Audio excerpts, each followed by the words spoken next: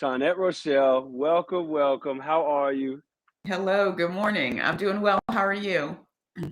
Doing great, doing great. So excited for this conversation. Now, before we get As into well. the content, you need to know we're going to be talking about resilience, and we have had yesterday tech issues. We had tech issues this morning with some lag time on the internet and all these different things, and now we're here. So I feel like we've had an opportunity to practice resilience, but we made sure we were going to deliver this to you all, and so we stuck with it. Thank you for sticking with it, Shawnette. Absolutely. Really appreciate it. No, I appreciate your patience and your resilience as well. Like I said, every time Right. I do anything that touches on resilience as a part of the topic, there are always tech issues and other things. I held an event once where Zoom and my entire computer crashed after I'd let everybody in. And so Oh my So gosh. in real time, I got the opportunity to practice resilience, Mm. bring everything back up, and to my delight, not a single person left. So This is an interesting observation. Okay, so for me, the internal, what I was feeling in this process, it's like my resilience came from a resolution, a resolve mhm. to make sure that we got this content out to the people that I know need it. So I feel like that fueled my resilience. So anyway, just a curiosity because I'm curious about some of the what people tap into Yeah. where they when they find their resilience. So let's make sure we earmark that for a little bit. So you now get to hear from Shawnette Rochelle, the president at Excellence Unbounded, an executive coach specifically for entrepreneurs doing brilliant work in this space. Thanks for making time. I want to hear about your journey landing here. Like, how did you get to the point where you are now an executive coach to entrepreneurs? What was that backstory getting to this point? Yes. So I was in the military for 20 years, retired in Okay. fall of 2018. And after I retired, I said, hey, opportunities like this don't come around all of the Mm, time. Before I jump into the next thing, let me actually get out and see the world and meet with entrepreneurs on the ground because as we know, there's tons of value in reading and learning and developing an understanding of theory, but then there's the practice and there's what it sure. looks like on the ground. And from my time in the military, you never do a mission without doing a ton of reconnaissance. You never Hmm. make you have certain assumptions or hypotheses, but then you ground those by getting out and talking Mm, to the people on the ground and really getting that understanding. So I wanted to do yeah. the same thing. And I started in South Asia, in Bangladesh, meeting with microfinance institutions and the actual borrowers and getting an understanding of their story, and then had the opportunity to meet with a fintech startup down there and Mm, another one that was working on providing Bangladeshi women who weren't allowed to work outside of the home access to markets to sell their wow. goods that they were making. And it just kind of continued. Incredible. So then I went to India for a couple of months, and then I kept working my way east across Southeast Asia and spent time in Europe and North Africa and South America. But what I was really doing was one, a bunch of personal research and a chance to spend time in places and immerse in a very different way Mm, than you get mm, the opportunity when you're either on your vacation time, which always has a specific end date, and always a sure. little bit lingering in the back of your mind, the things that are waiting for you when you get back. Uh-huh. Oh yeah. Yo, it And costs a lot to go on vacation. and You then know? also from my experience with deployments, the restrictions on where you could Mm, go or how long you could stay or all of those different rules. sure. In this experience, I didn't have any of that other than, of course, the basic personal safety measures that you take. But that it gave me that time as well as the opportunity to just really talk to a lot of these entrepreneurs. And because I had been trained as a coach, I did the Georgetown Leadership Coaching Program in 2014 Mm-hmm. and had continued to do that part-time, mostly pro bono at that point, just to continue to practice and to help people that Mm-hmm. wanted to work on different goals. I found that my conversations with these entrepreneurs in all of these different countries started turning into coaching conversations. Sure. And so I was asking questions, and they were starting to recognize things in their path, in their decision making, in how they saw the world that had impacted whether or not they were affecting the change that they set out to Mm. impact. And across all of these different conversations, I found that there were four themes that kept coming up. And when I go back and look at some of the notes that I took and think back on those conversations, it just really jumped off of the page that mindset, courage, resilience, and innovation were the four themes across all of the hours, countless hours of conversations that I engaged in that continue to bubble to the surface. And so I Sure. I And that's really so interesting that it's from a variety of different contexts, cultures, all these things that you're really seeing these patterns in entrepreneurship. I love that. Yeah, continue. yes, so with that, I then took time when I got back, when I finished my travels in December of 2019, and spent time thinking about who do I want to work with and what can I bring to the table to support them. And for me, Mm-hmm. the entrepreneurs that excite me the most are the ones who are really wrestling with complex problems in their communities. And when I say that, Right. I mean that community might be your local community, it might be the global community.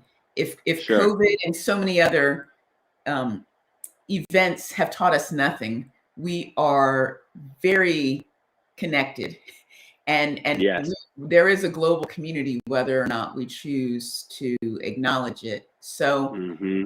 entrepreneurs who are working on trying to address income inequality, those who have solutions for climate change that they're trying to put forth, Mm-hmm. or trying to address issues of housing in communities, people who are trying to tackle different um, barriers that exist for access to capital for so many different people across this globe. All of these issues really, really excite me and make Mm. me want to get involved. And so, as I sat back and thought about it more, I recognized that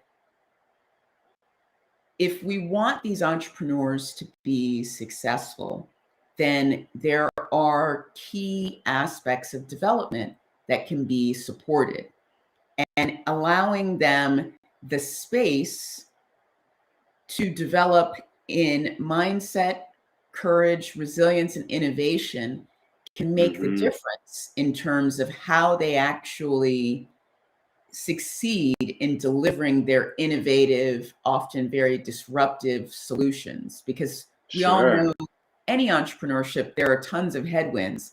But when you're trying to disrupt the status quo that serves those who are actively working to preserve that status quo, Sure. then Sure. you need to make sure that you are as strong as you can possibly be. Mm. Right, because I feel like a lot of these innovative, disruptive, needed changes, some of them fizzle out and die out because people get so discouraged or they run out of capital or whatever the issues are that really stop people from doing this. So I love that you're kind of the wind behind people's sails that are doing meaningful work, because it is hard. Doing something worth doing is, I think, astronomically harder than doing status quo, right? Status quo, you're Yes. going with the stream. You're not going against the stream.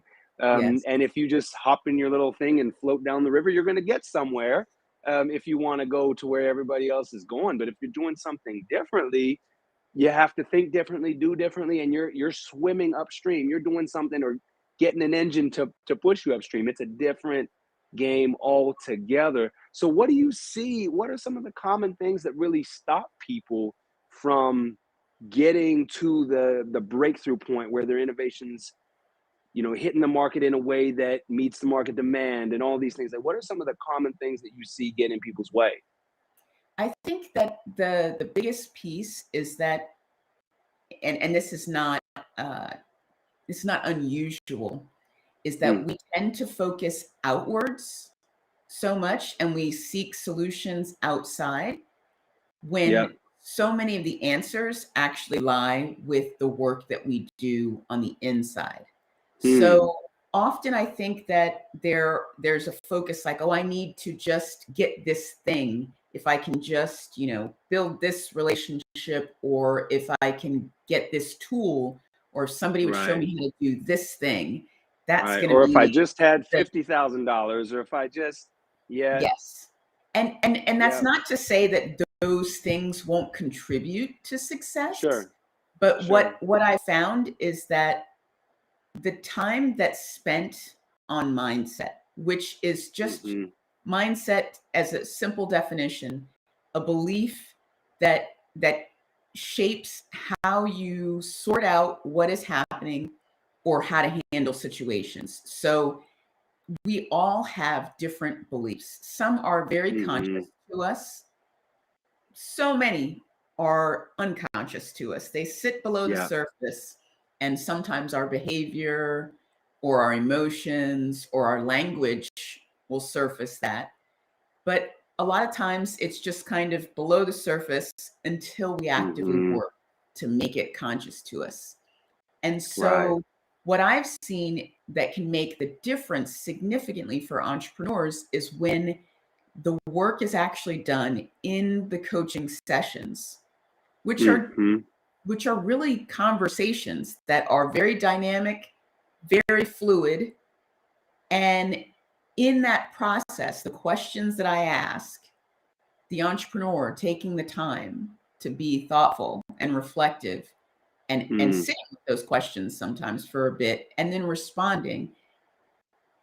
When we actually understand what's going on inside of us, there is such a dramatic shift because now we have greater agency. And it's not that we, just all of a sudden know everything.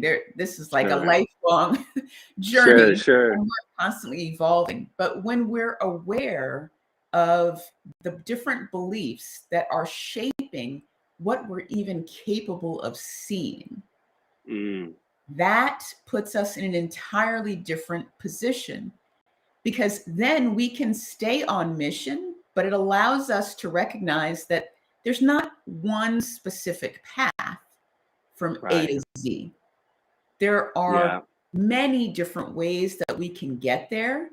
And being aware of the beliefs that are driving why we There you might be go. so fixated on one specific path then allows us to see, oh, okay, let me take a step back. There might be other ways. And that unlocks then our ability to be courageous and to step Yes. out and try different things. And so the relationship between these Uh-huh. capacities is deeply connected. And Right. the way that I think about working with clients walks through and reflects the relationship that exists between these capacities so that Sure. at the end of our time together, they have seen a change in terms of their mindset. They have seen a shift in their ability to be courageous. They have a deeper understanding of the role that they're often playing in their own need to be resilient, because sometimes Right. we're doing it to ourselves. Sure, sure, sure. Yep, guilty. Yep, that's a All of fact. us, all of us have been Yeah. guilty. Yes. Yeah, I love this so much, and I'm really interested at how the inner work informs the outer work. I think we do often focus on what's happening around us circumstantially, environmentally, all the different pieces that we think are actually the problem or the issue, but so often it's the shift on the inside that actually drives a lot of the change on the outside. I've heard someone talk about most people think that, okay, if I have this, then that means I can do this and then I will be this. But it actually happens the opposite way. If Yes. I am this, right, then Yes. that leads to these actions, which leads to the have, right? Like, so it's be, do, Absolutely. have, not the other way around. And I think that that makes a lot of sense. Like, even seeing yourself as an abundant person versus just, oh, I need this amount of money. It's okay. Well, no, if you see yourself as abundant and understand that abundance is everywhere and you can access abundance in a bunch of different ways, then you might not get as hung up on the capital or what you think you need Yes. in that setting. What do you think? I completely agree that so much of it is what we're able to see, and that Hmm. shift in what we're able to see as possible happens through the inner work and getting a deeper understanding of who we are and how we're showing Hmm. up in the world, Yeah. and the power that we have to make those shifts, intentional actions. So Yes. for me, one of the other ways that it really manifests by doing the inner work, how that shows up in the Hmm. outer world, is if we think about the typical entrepreneur leading their team, there's always tons of uncertainty every day as Hmm. you're getting things moving, as situations are changing, maybe in the market with your Hmm. team. Maybe you have some people who are leaving and you have some people that are coming on. It's easy sometimes to think that, well, all of these things are happening to me and I just have to, kind of just let it happen. And there's absolutely a piece that if someone's going to leave, unless it becomes lawful to prevent someone from leaving your organization, you have to Right. allow them to go. But for the entrepreneur who has really invested in the foundational capacity of mindset, Hmm. understanding and being a better observer of your own thinking, which mindfulness, really, we can distill the Right. word down to mindfulness. Different Hmm. different vehicles for people to kind of cultivate that mindfulness, different contemplative Sure. practices that you can engage in, but at the root of it, it's mindfulness. Being able to better observe your thoughts and what's happening as you're thinking these thoughts in your emotional, Hmm. recognizing that, hey, I can be intentional about how I navigate this situation and how I see it, then translates into having different conversations with your team. Right. So if we think about how we actually carry out what it is that we do as leaders, there's a piece that we might be physically executing tasks with our team. Fair enough. But the bulk of what we're doing is engaging in the right conversations. And Julio Olaya, Chalmers Brothers, they have both published and speak about this a lot. And I love their work because it is so informative in terms of kind of removing uh, a veil that sometimes exists in our ability to be aware that we're generating results through the conversations that we're engaging in. But Hmm. the way in which we engage in those conversations is directly impacted by our thoughts and the beliefs that we have.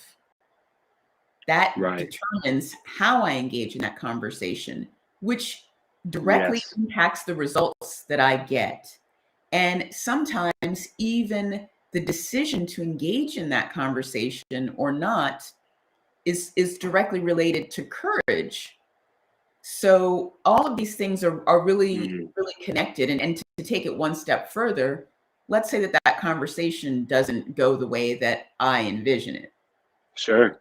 Resilience is directly connected to that. Sometimes we've all known, and sometimes maybe we've been guilty of, something didn't go the way that we wanted in a conversation, and we just shut that person out, or we shut down and we decide we're not going to Hmm. engage in that again. And all of the actions that could come from re-engaging at the appropriate time when we're in the right mindset, Right. Maybe with a different method or a different, right.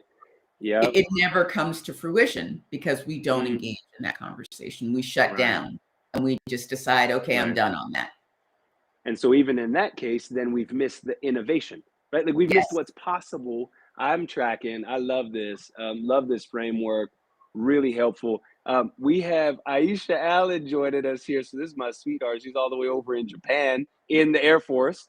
Oh, And so I love thought, it. yeah, so you guys should probably chat saying, loving this. I want to take this and apply this method to studying the culture of birthing and healthcare. Yeah, she's got some big dreams around specifically Black birthing and healthcare. And I mean, a lot of people are aware of the statistics, like mortality rates for Black mothers through the roof compared to other people, and all different kind of issues going on. So how would you apply something like this?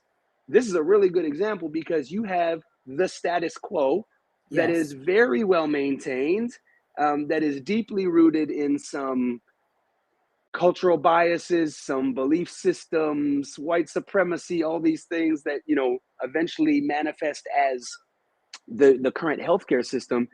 But you're talking about making innovations in an industry that is like a mob, like, right? It's very insulated, very protected. How would you apply some of this to innovations in a space that is that bureaucratic, that is that regulated, that is that, how do you even begin to get to innovation in something like that?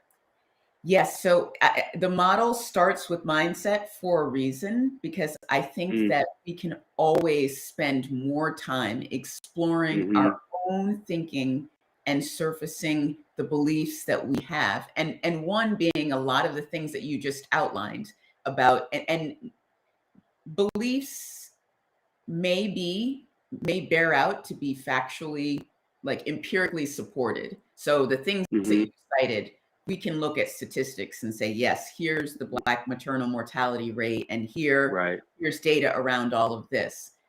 But the role that those statistics and that information then plays in what we perceive as possible Mm, innovation to come from that, exploring that, I think, is incredibly fertile ground to begin with, mm, because a lot of what you cited is the reason that a lot of people are not entering to wrangle with and disrupt this right. space, because Big they facts. see it as so intransigent that, Mm, okay, is this the best way? Or they look at ways to very incrementally impact, which mm-hmm. doesn't diminish the value of those incremental changes, Sure. may not be the delivery of the future that true innovation sets out to be.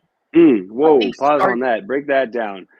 So you said the delivery of the future, right? Okay, so that's innovation to you. Break that down for me. That's powerful. Yes, so I want to credit Jorge Barba. He's an innovation consultant, and when I was looking, just doing some reading around innovation and looking at different definitions, because we know that this word in and of itself is often so saddled with conditions that many times people don't set out to innovate, I feel, because they say, well, if it doesn't meet this criterion, it's not this, then it's not really innovation. And so I just want to do this thing that I think is going to be very helpful. And they go and Mm, they do this thing. And what I liked about his definition, delivering the future, or the future Mm. delivered is the way that he actually The worded future it. delivered. Future Okay. delivered.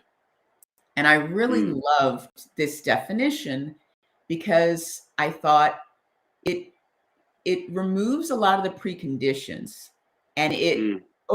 it opens a space for people to step into, which by its very nature, when we think about trying to innovate, you want more of that, not less of that. And so I Mm-hmm. liked that in the grand scheme of things, if we're trying to disrupt the status quo and Mm. ensure that the world that we envision, that we need to aspire to, actually comes to fruition, then we need to make more space for people to try different things and to present different solutions. So I just really liked the future delivered. And I think that Yes. when we're thinking about issues like Aisha presented with the culture of birthing and healthcare, Mm-hmm.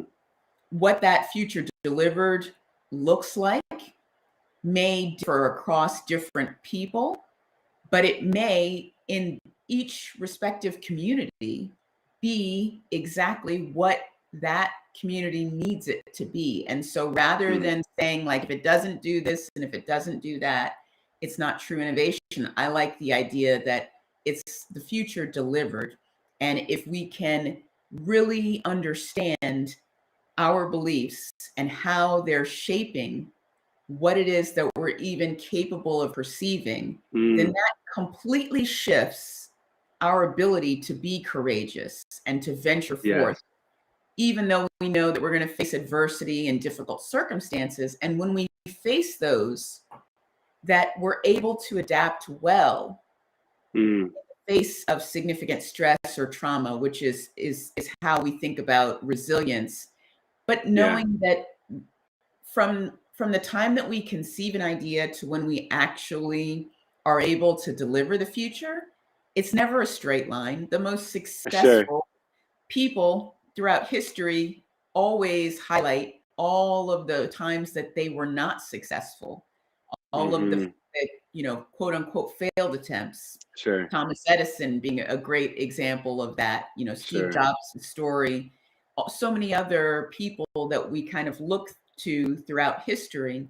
And so the work isn't just about, boom, boom, boom, and now we innovate. It's recognizing that we actually need to build people's ability to iterate back through and Mm. recognize that when they Right. So you've landed at like uninnovation, but now it's coming back through resilience because it might not work exactly the way. exactly, and you've got Okay. courage that you're able to draw on, and because you're developing these capacities Mm. together, you, you're it's without a doubt that you're going to go back to mindset and Mm-hmm. examine again, how are you thinking about this?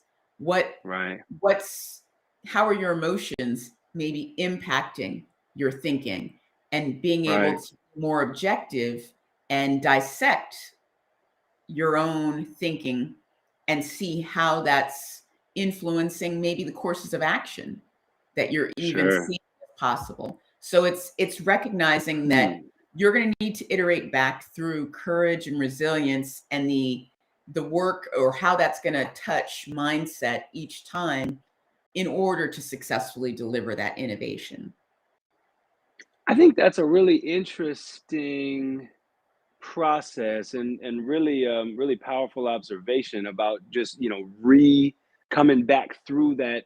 I think what's interesting for me, I had a moment recently where big changes were happening, lots going on, lots of need for resilience and courage and some different outcomes, but then as I circled back, I was surprised at how much my mindset had changed and I didn't know. So it's like on the front end, you're getting your mindset right to inform the outcomes. But as you're circling back through this, I think for me, I had this revelation like, oh, wait a minute. As I come back to mindset around this is different than I've ever approached a situation like this. but I didn't know how much I had changed in the process, how much the process had changed me. So what's the relationship between us changing the process, right? Us Mhm. influencing the process, and the process changing us in turn. I love this question, and I love that you called this out because I think this is such an important distinction.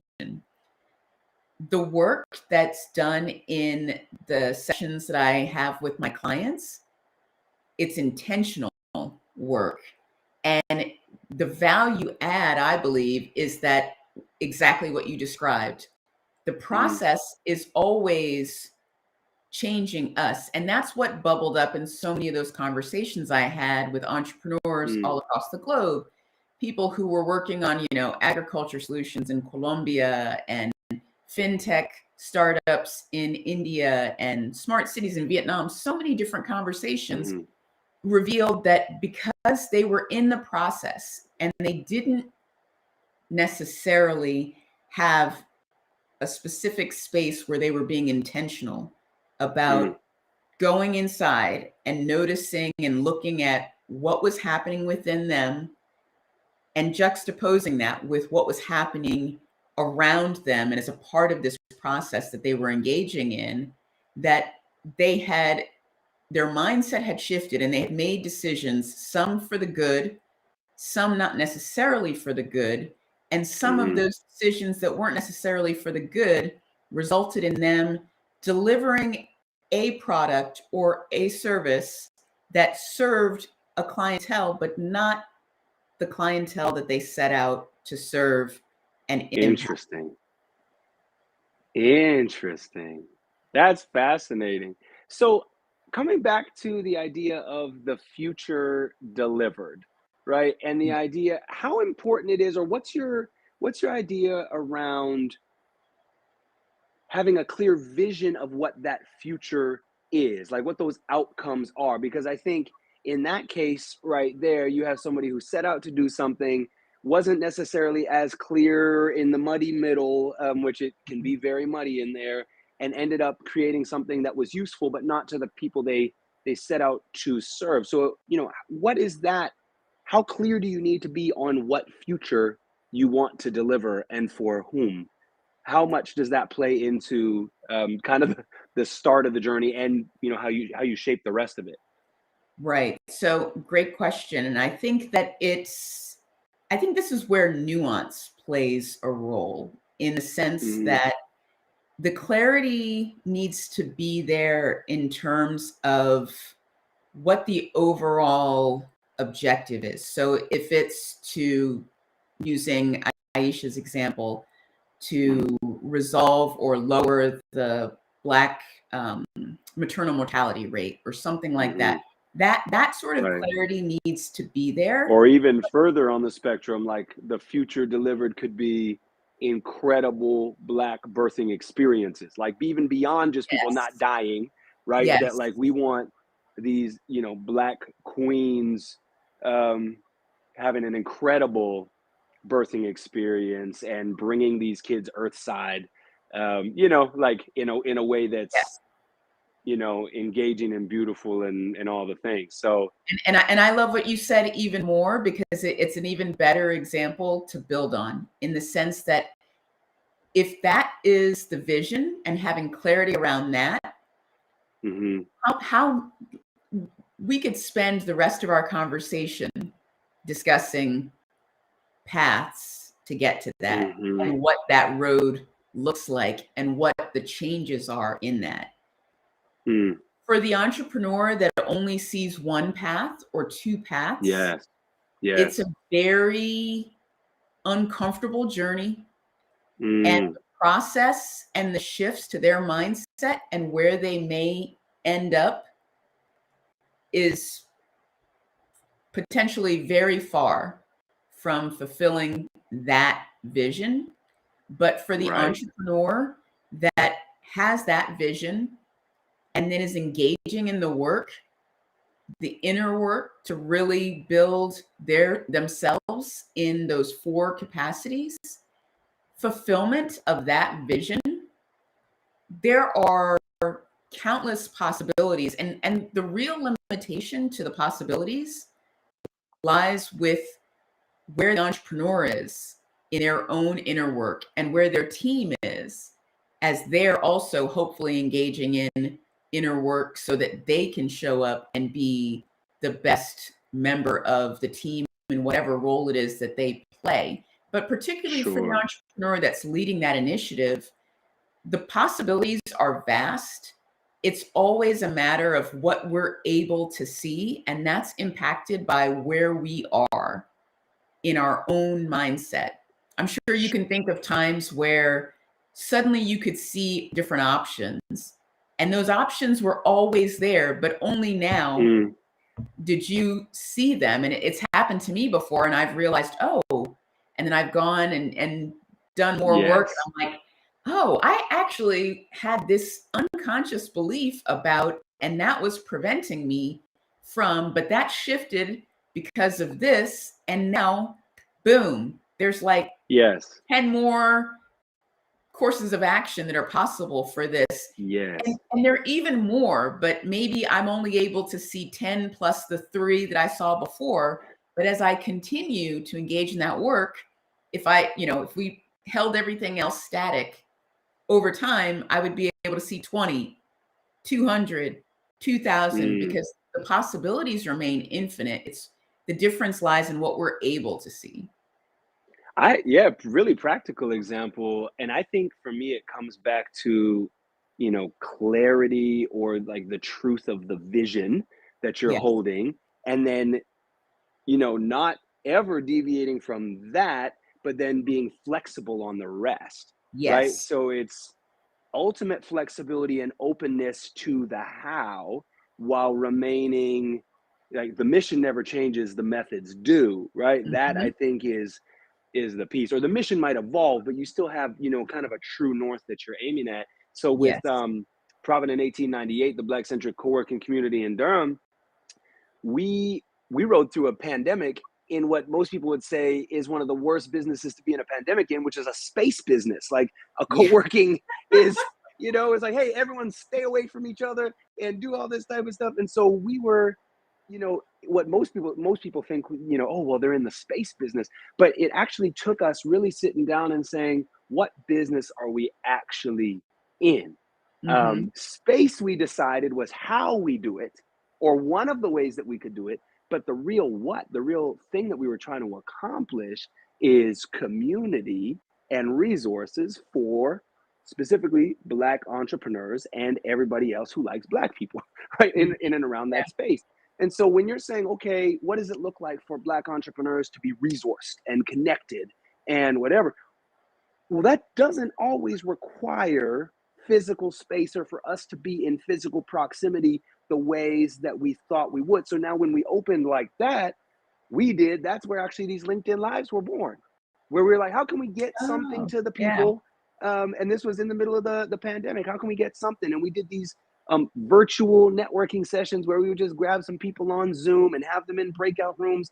A ton of different ways that played out. And then the irony is that as we focused on the real mission, not Mhm. just filling space, the space got filled in a pandemic. Like we sold out of all of our suites in a pandemic. It was crazy because people wanted to be a part of and saw the vision for what we were building and joined us on the journey to co-create a meaningful vision that is Yes. beyond we're together in space. No. So like that's where the space was the vehicle. It is a vehicle for us to do what we're doing, but it's way beyond that. And so that's yeah, a very very Uh, practical example for me of how that played out.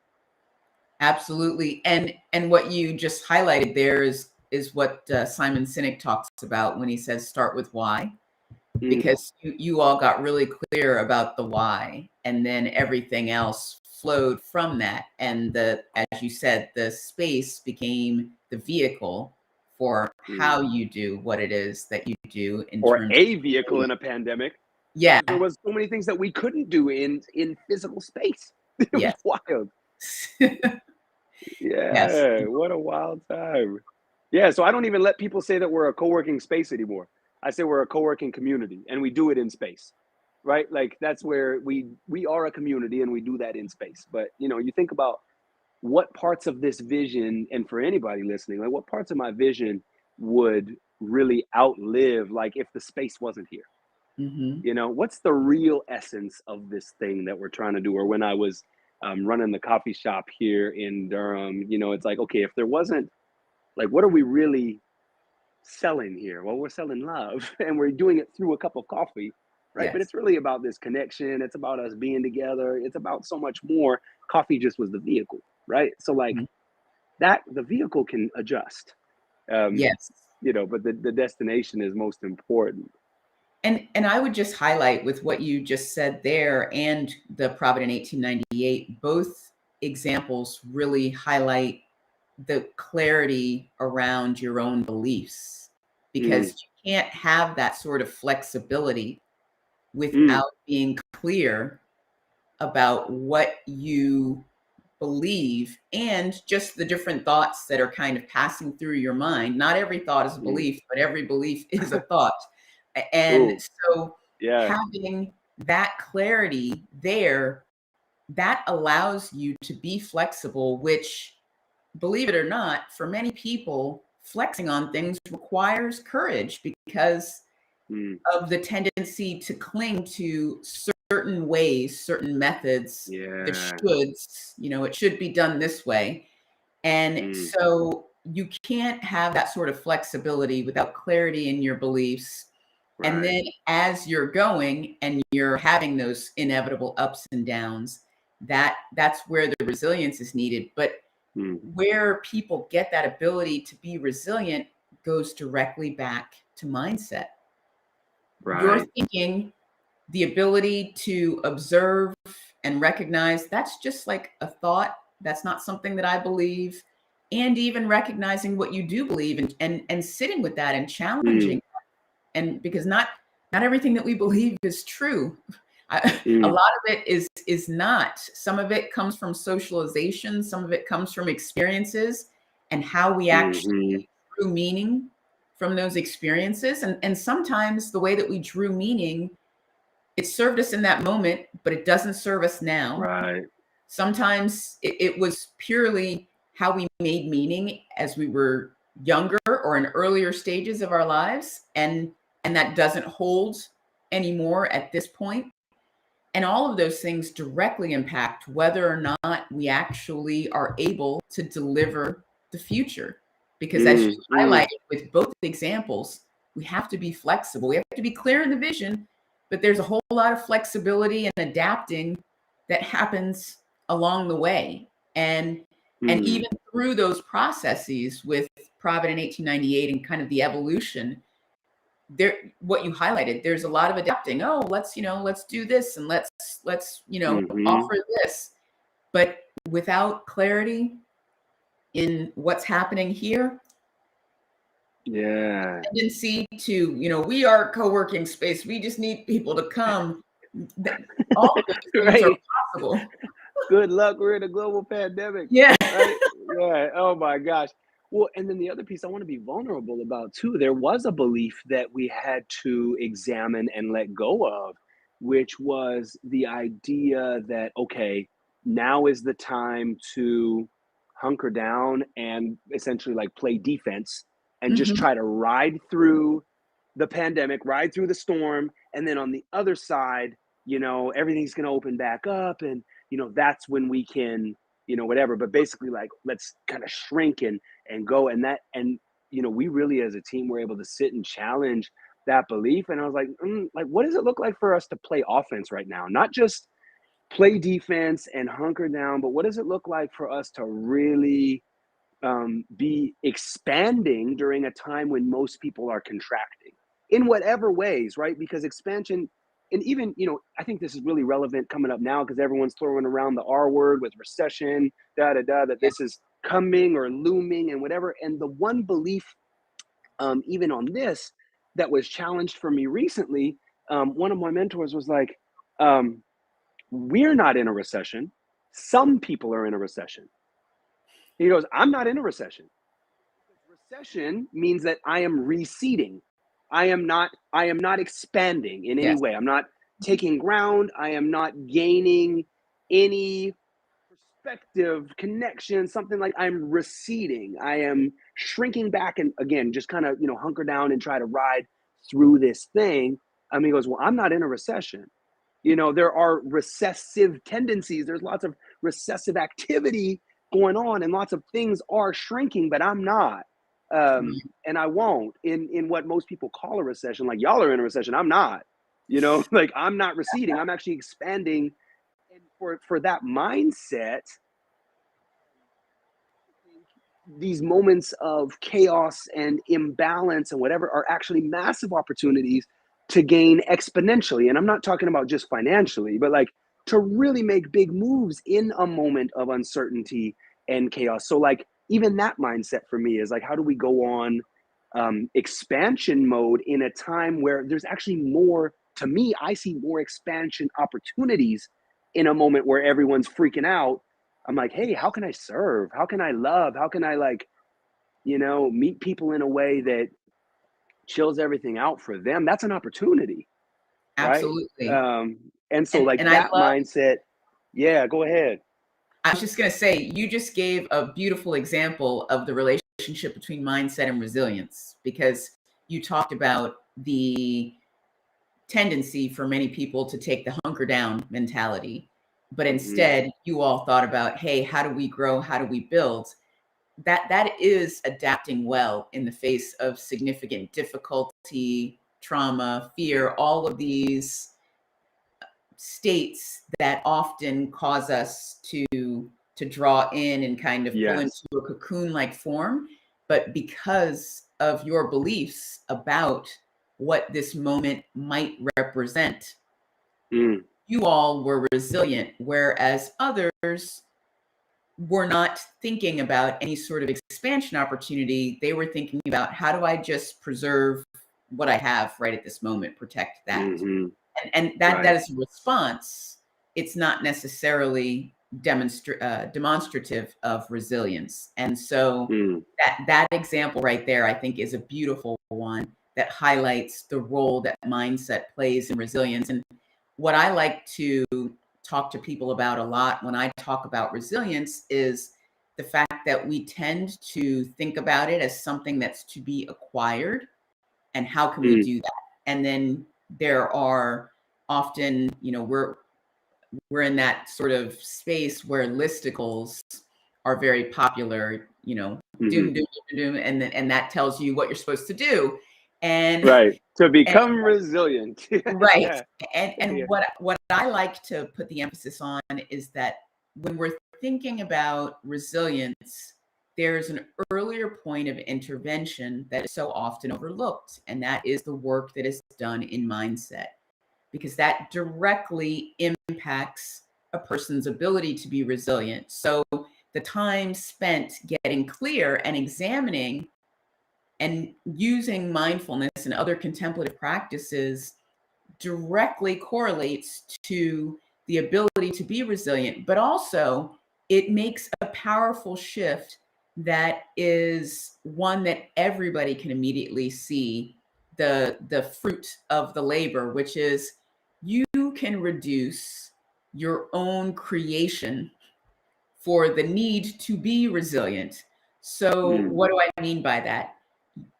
By becoming aware of your own thinking, you can then better self-regulate,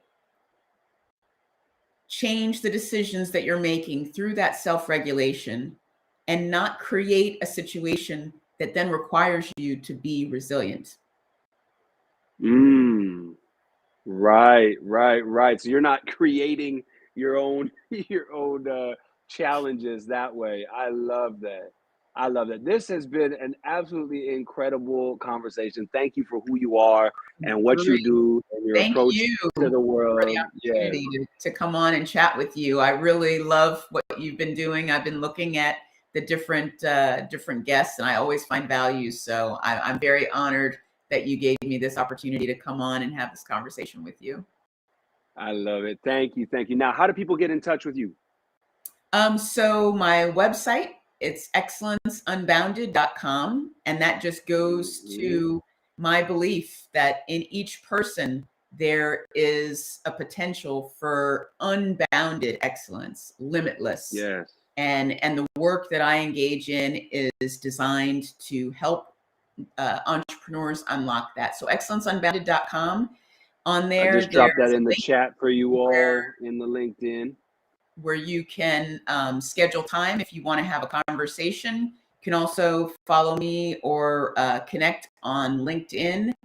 Instagram is Excellence Unbounded. Excellence Unbounded is the, or it's actually at eunbounded, is the account on there. And yeah, those are the places that we can connect. And if you're in Durham, would love to grab a coffee or chat.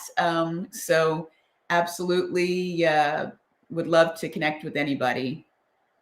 Love it, love it. Thank you, thank you. And to everyone who made some time to join us and watch all of this stream, thanks for being with us. You could have been anywhere, but you chose to be with us today. And thanks for co-creating and co-delivering the future here with us. I love it. And Shawnette, keep it up. Keep up the great work. Thank you. Same to you, Justin.